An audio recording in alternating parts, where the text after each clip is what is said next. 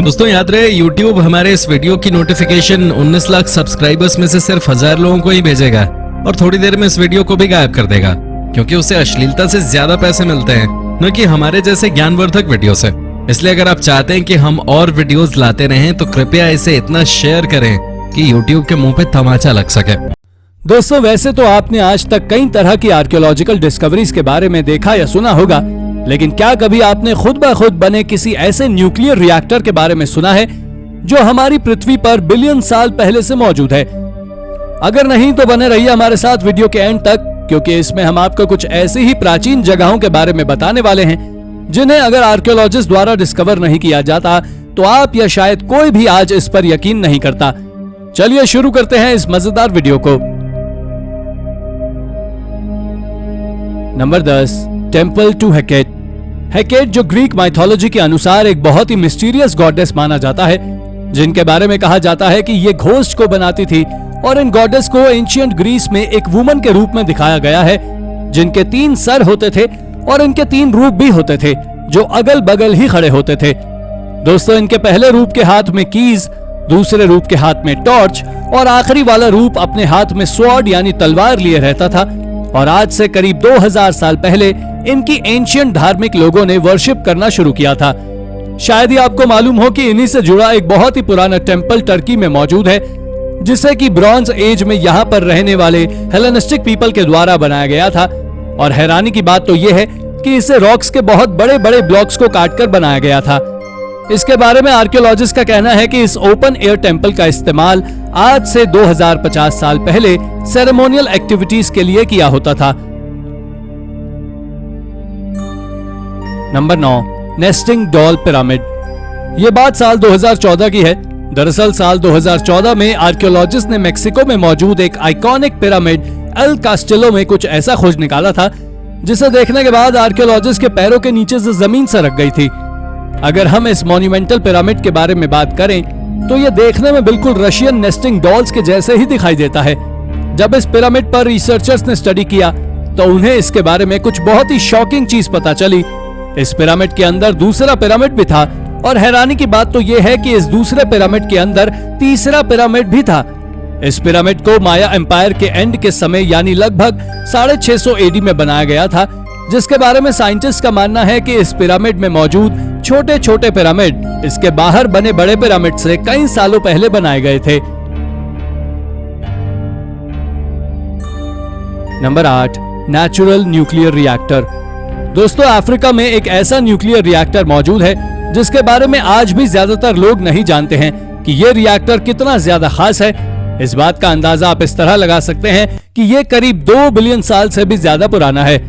आपकी जानकारी के लिए बता दूं कि इस रिएक्टर को इंसानों द्वारा नहीं बनाया गया है, बल्कि ये पूरी तरह नेचुरल है, जो गैबन के एक यूनिक प्लेस पर मौजूद है, जहां पर आप अर्थ के क्रस्ट में से बिल्कुल नेचुरली यूरेनियम को निकलते देख सकते हैं।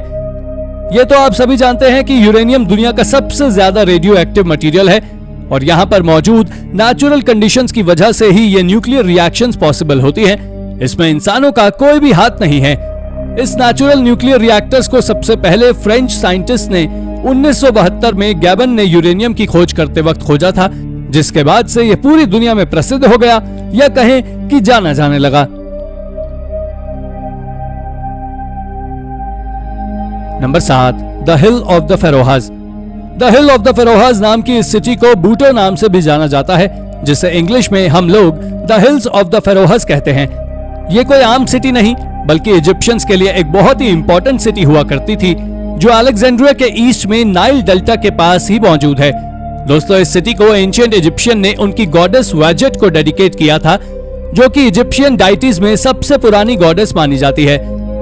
आपको जानकर हैरानी होगी कि वाजेट इजिप्ट में यूनिफिकेशन से पहले तक इसकी वर्शिप होती थी, लेकिन यूनिफिकेशन के बाद वाजेट पूरी कंट्री की ऑफिशियल गॉडेस बन गई, और फिर इनकी वर्शिप लगभग 2000 सालों तक चली। और आप इस एरिया को द हिल्स ऑफ द फेरोहाज इसलिए भी कहते हैं क्योंकि यहाँ पर कई सारे टेम्पल्स के फ्रैगमेंट्स लगभग 11 एकर्स में फैले हुए हैं, और तो और यहाँ पर कई तरह के स्टोन फ्रैगमेंट्स और पैलेसेस के रूइंस भी मौजूद हैं। Number 6, the cave of letters. दोस्तों, अब आप जिस एंशिएंट केव के बारे में जानने वाले हैं वो एंशियंट ज्यूइश हिस्ट्री के कई राजों को अपने अंदर दबाए हुए हैं, जिनके बारे में कोई ज्यादा कुछ नहीं जानता है। इस केव को 1960s में रीडिस्कवर किया गया था, जो कि कुमरान से लगभग 40 किलोमीटर दूर जूडियन डेजर्ट में मौजूद है। वैसे तो the cave of letters religious scriptures के बारे में ज्यादा कुछ नहीं बताती, लेकिन ये केव हमें एंशिएंट इजराइल के लोगों की डेली लाइफ के बारे में बहुत कुछ जानने का मौका देती है। इस केव से रिसर्चर्स को कई तरह के मिस्टीरियस डॉक्यूमेंट्स और क्लोथिंग वॉर्न के भी मल्टीपल सेट्स मिले हैं, जो कि ज्यूइश पीपल के द्वारा 1st और 2nd सेंचुरी एडी में लिखे गए थे।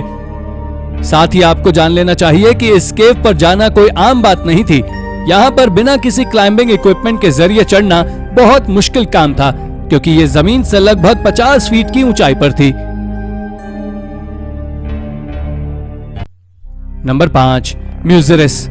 जैसा कि आप सभी जानते हैं कि 3000 बीसी में मेडिटेरेनियन और मिडिल ईस्ट में रहने वाली सिविलाइजेशंस पूरी दुनिया पर कब्जा करना चाहती थी, जिसके लिए यह सिविलाइजेशन पूरी दुनिया में ट्रेड और स्पाइसेस का सहारा लेती थी, क्योंकि ये दोनों ही उस समय सबसे ज्यादा इंपॉर्टेंट आइटम्स हुआ करते थे।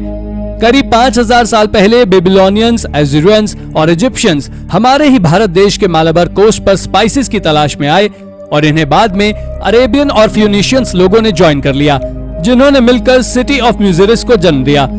हालांकि यहाँ तक आने के लिए लोगों को कई तरह की कठिनाइयों का सामना करना पड़ता था, क्योंकि उनके पास आज के जैसे मॉडर्न शिप्स नहीं हुआ करते थे, और जल्द ही म्यूजिरिस इंडिया से होने वाले ट्रेड का की पॉइंट बन गया।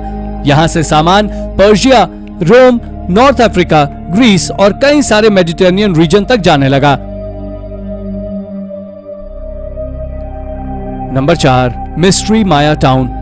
हाल ही में आर्कियोलॉजिस्ट और रिसर्चर्स की एक टीम ने एक बहुत ही मिस्टीरियस माया टाउन ओशकुप्सकैब में डिस्कवर किया है। ये एक ऐसा विलेज है जिसके बारे में आज तक लोगों ने सुना तक नहीं होगा। ये town Mexican state of Yucatan में लगभग 1000 साल से मौजूद है। आइए अब हम जरा इस टाउन की हिस्ट्री के बारे में बात कर लेते हैं।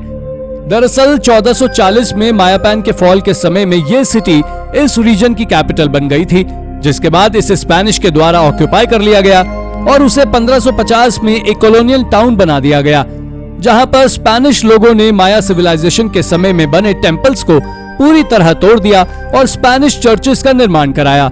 लेकिन हाल ही में आर्कियोलॉजिस्ट को यहाँ करीब 1000 साल पुराने माया टेम्पल्स के रूइंस मिले हैं, जो सच में काफी हैरान कर देने वाले हैं।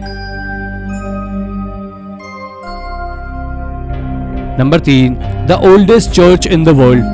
दोस्तों, अगर मैं आपसे पूछूं कि दुनिया का सबसे ओल्डेस्ट चर्च कितना पुराना होगा, तो शायद इसका जवाब आपके पास नहीं होगा। तो इसका जवाब यह है कि दुनिया का सबसे पुराना चर्च आज से लगभग 1789 साल पुराना है, जो कि डस्टी वेस्टलैंड माने जाने वाले सीरिया की एक आर्कियोलॉजिकल साइट ड्यूरा यूरोपोस में लोकेटेड है। दोस्तों, इस चर्च की बात करें तो इसे सबसे पहले एक रूम के रूप में 229 एडी में बनाया गया था, और इसके बाद इसे 236 से 256 एडी के बीच में एक चैपल के रूप में कन्वर्ट कर दिया गया। अगर आप अभी के समय में इस चर्च के रूइंस के पास बैठेंगे तो आपको कभी नहीं लगेगा कि ये एक चर्च रहा होगा, पर हाल ही में रिसर्चर्स ने यहाँ रिलीजियस एक्टिविटीज के सबूत भी ढूंढे हैं, जिससे ये बात साबित हो सकी है। नंबर 2, नागार्जुनकोंडा। नागार्जुनकोंडा हमारे ही देश भारत में मौजूद एक आइलैंड है, जो कभी किसी समय में एक एंशियंट सिटी भी हुआ करती थी, जो कंट्री की कुछ सबसे इंपॉर्टेंट बुद्धिस्ट साइट्स में से भी एक है। इस नागार्जुनकोंडा नाम की आर्कियोलॉजिकल साइट के बारे में आपको इंडियन ट्रैवल बुक्स में कहीं पर भी जिक्र नहीं मिलेगा, क्योंकि ये यहाँ पर बनने वाले नागार्जुना सागर डैम की वजह से पूरी तरह पानी में डूब गई थी, और यहाँ पर बचे हुए रूइंस को बाद में ऊंचे जगहों पर रिलोकेट कर दिया गया था। पर अगर हम इस सिटी की बात करें तो ये आज से लगभग 2000 साल पहले बुद्धिस्ट मोनास्ट यूनिवर्सिटी हुआ करती थी, जहां पर स्पिरिचुअल गाइडेंस के लिए पूरी दुनिया से लोग यहां पर आते थे। इतना ही नहीं, यहां पर कई तरह के रूइंस भी मिले हैं, लेकिन हैरानी की बात तो यह है कि यहां पर रोमन आर्टिफैक्ट्स भी मिले हैं, जो कहीं ना कहीं सदर्न इंडिया को रोमन एम्पायर के साथ जोड़ते हैं। नंबर 1, इजियम। दोस्तों, इजियम एक एंशिएंट रोमन टेम्पल है, जिसे कि 2nd सेंचुरी एडी में बनाया गया था, जो इजिप्शियन गॉडेस आइसिस को डेडिकेटेड थी। इसे 1950s में डिस्कवर किया गया था, लेकिन आर्कियोलॉजिस्ट को यहाँ से ज्यादा कुछ नहीं मिला, और इसके बाद यहाँ पर मिले रूइंस को रिसर्चर्स ने रिकंस्ट्रक्ट करने का सोचा, और एक एक रूइंस को वापस से जोड़ा गया है। आपकी जानकारी के लिए मैं बता दूं कि इसे हाल ही में बिल्कुल पहले जैसा बना दिया गया था। एक्सपर्ट्स ने इजियम को रिकंस्ट्रक्ट करने का काम 2012 में खत्म किया था और इसे पहले जैसा ही बिल्कुल सुंदर बना दिया गया है। जब आप इसे देखेंगे तो आपको ऐसा लगेगा कि रोमन्स अपनी गॉडेस आइसिस को सेलिब्रेट कर रहे हैं, जिसे देखने के बाद आप भी पूरी तरह हैरान रह जाएंगे। तो दोस्तों, ये थी हमारी आज की वीडियो। अगर आपको हमारी ये वीडियो पसंद आई हो तो वीडियो को एक लाइक और चैनल को सब्सक्राइब करना बिल्कुल ना भूलें। Thanks for watching.